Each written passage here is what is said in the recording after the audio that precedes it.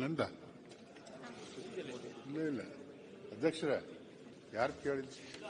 ಅಭಯ ಪಟೇಲ್ ಪರವಾಗಿ ಶಶಿಕಲಾ ಜೊಲ್ಲೆ ಮಾತನಾಡುತ್ತಿದ್ದಾರೆ. ಉತ್ತರ ಒದಗಿಸಿದ್ದೇನೆ ಅಧ್ಯಕ್ಷ.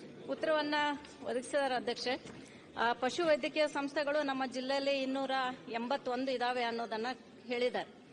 ಆದ್ರೆ ಅಲ್ಲಿ ಇರ್ತಕ್ಕಂತ ಮಂಜೂರಾದಂತ ಹುದ್ದೆಗಳು 1093, ಭರ್ತಿಯಾದಂತದ್ದು 248, ಇನ್ನೂ ಕೂಡ ಖಾಲಿ ಇರುವಂತದ್ದು 545 ಅಂತ ಹೇಳಿದ್ದಾರೆ ಅಧ್ಯಕ್ಷ.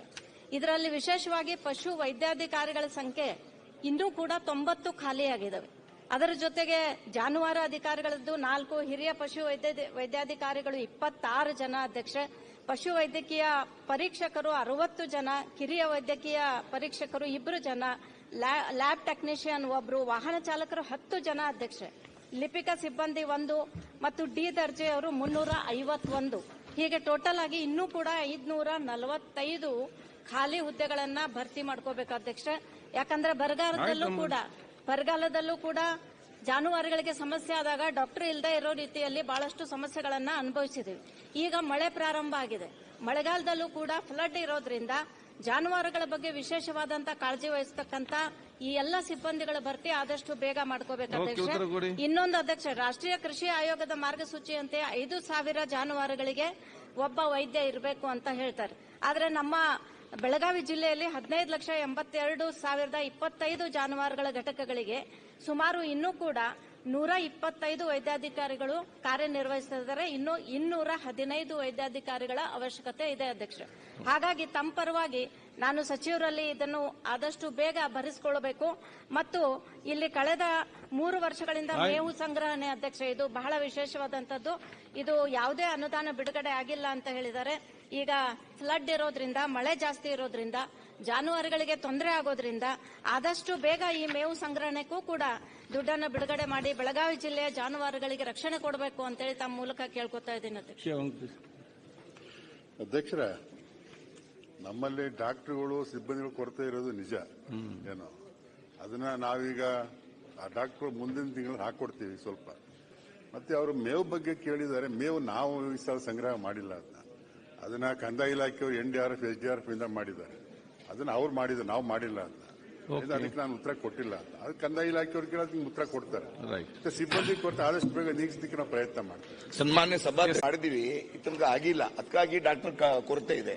ಅದಕ್ಕಾಗಿ ತಮ್ಮ ಮುಖಾಂತರ ವಿನಂತಿ ಮಾಡ್ತಾ ಇದ್ದೀನಿ, 400 ರಿಕ್ರೂಟ್ಮೆಂಟ್ ಜಲ್ದಿ ಮಾಡಬೇಕು ಕೇಳ್ತಾ ಇದ್ದೀನಿ. ಈಗ ಅಧ್ಯಕ್ಷರೇ, ನಾವು ಈ KPSCಗೂ 400 ಜನ ತಗೊಳಕ್ಕೆ ಅಂತ ಕೊಟ್ಟಿದ್ದೆ. ಅವ್ರು ನಿಧಾನ ಆಗ್ತಾ ಇದೆ. ಅದಕ್ಕೋಸ್ಕರ ಕಾಂಟ್ರಾಕ್ಟ್ ಬೇಸಿಸ್ ಮೇಲೆ ತಗೊಳಕ್ಕೆ ಫೈನಲ್ ಮಾಡಿದ್ದೀವಿ. ಈ ಇನ್ನೊಂದು ವಾರದಲ್ಲಿ ಅದನ್ನು ಮಾಡ್ತಾ ಇದ್ದೀವಿ. ಎಸ್.ಎನ್. ನಾರಾಯಣ ಸ್ವಾಮಿ. ಮನೆ ಸಭಾಧ್ಯಕ್ಷರೇ, ಪ್ರಶ್ನೆ ಸಂಖ್ಯೆ 1625 ಗೌರವಾನ್ವಿತ ಕಂದಾಯ ಸಚಿವರಲ್ಲಿ ಕೇಳ ಬಯಸ್ತೇನೆ ಅಧ್ಯಕ್ಷರೇ. ಮಾನ್ಯ ಅಧ್ಯಕ್ಷರೇ, ಗೌರವಾನ್ವಿತರಿಗೆ ಉತ್ತರ ಒದಗಿಸಿಕೊಟ್ಟಿದ್ದೇವೆ. ಸನ್ಮಾನ್ಯ ಅಧ್ಯಕ್ಷರೇ, ಉತ್ತರ ಕೊಟ್ಟಿದ್ದಾರೆ.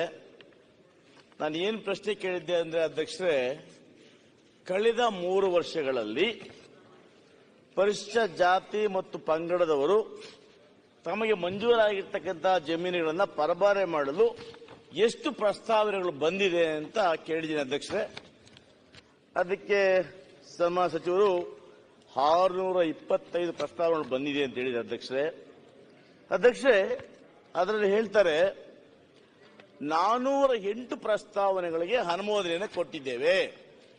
ಅಧ್ಯಕ್ಷರೇ, ನನಗಿರ್ತಕ್ಕಂಥ ಮಾಹಿತಿ ಪ್ರಕಾರ 608 ಏನು ಪ್ರಕರಣ ಇದ್ದಾವೆ, ಅವು ಹಿಂದಿನ ಸರ್ಕಾರದಲ್ಲಿ ಸನ್ಮಾನ್ಯ ಅಶೋಕ್ ಸಾಹೇಬರು ಸದಸ್ಯರಾಗಿದ್ದಂಥ ಸಂದರ್ಭದಲ್ಲಿ ಅನುಮೋದನೆ ಕೊಟ್ಟಿರತಕ್ಕಂಥ ಬಹುತೇಕ ಪ್ರಕರಣಗಳು.